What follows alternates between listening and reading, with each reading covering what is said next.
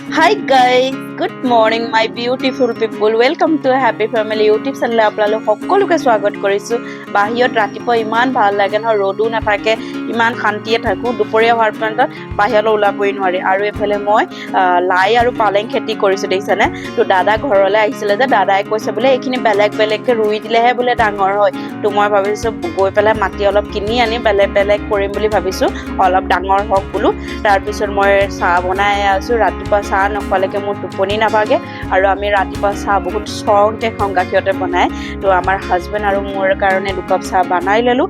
আৰু আমাৰ ল'ৰা দুটা খোৱাৰ পৰা উঠাই নাই, গম পাইছেনে। দেখিছেনে, এইফালে এই সৰু ল'ৰা শুই আছে আৰু সিফালে ডাঙৰ ল'ৰা শুই আছে। ইমান ডাঙৰ বিচনাখনত সিহঁত দুটা শুবই নাপায়।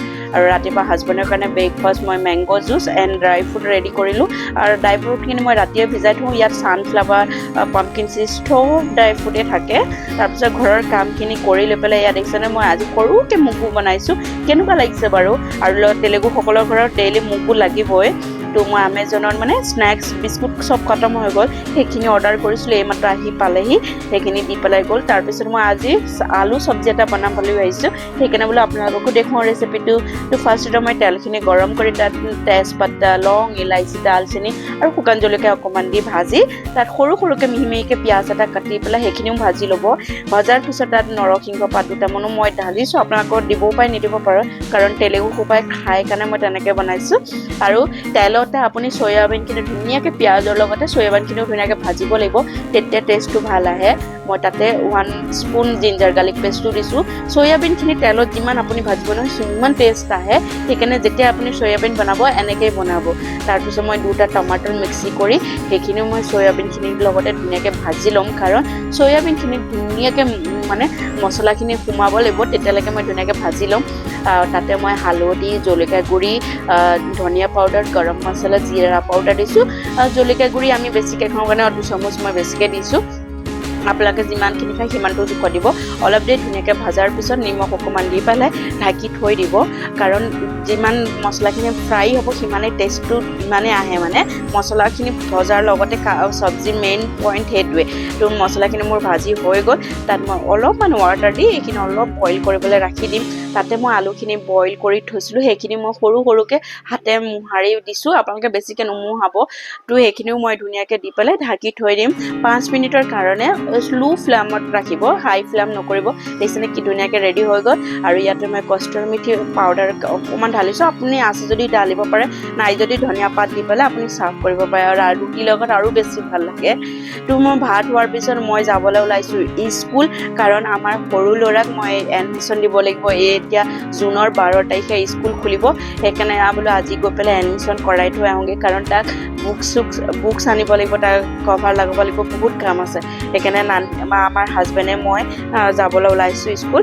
তো আমি স্কুল গৈ মেলি এডমিশ্যন কৰি বুকছ লৈ আহিছোঁ। দেখিছেনে, এই বুকছতে 5,500 টকা হৈছে।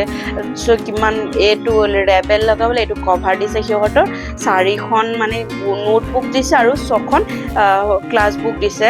আৰু নাৰ্চাৰী 3.5 বছৰ ল'ৰাটোৱে বা এইখিনি কিমান কেতিয়া পঢ়িব মই নিজে নাজানো, কিন্তু কৰিব কি, ইয়াত সেইটো নিয়ম 3.5 বছৰত স্কুল এডমিশ্যন কৰিবই লাগিব। তাৰপিছত সন্ধিয়া এয়া মই বোলো লগতে কামখিনি সম্পূৰ্ণ কৰি লওঁ, কভাৰখিনিও লগাই লওঁ, কাৰণ ভাবচোন আৰু বেছি দিন নাই, 12 তাৰিখে স্কুল খুলিবই যেতিয়া। আকৌ ডাঙৰ ল'ৰাৰো আছে, তাৰখিনি মানে কি অলৰেডি ৰেডি কৰিলোঁ, হ'লেও তাৰ কাম বেছি থাকে, প্ৰজেক্ট এসোপা দিয়া আছে, সেইখিনিও কমপ্লিট কৰিবলৈ আছে। সেইকাৰণে বোলো তাৰ কামখিনি সোনকালে কৰি লওঁ।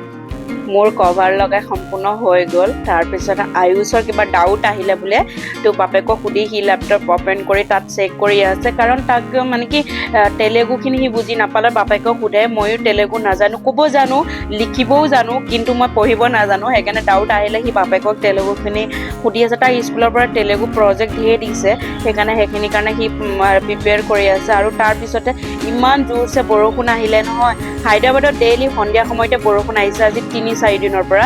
দেখিছেনে আমাৰ ঘৰৰ তলত কেনেকুৱা হালত হৈছে, পানীয়ে ফুল হৈ যাব, আৰু অলপ দেৰি পিছত পূৰা ট্ৰেফিক জাম হৈ যাব।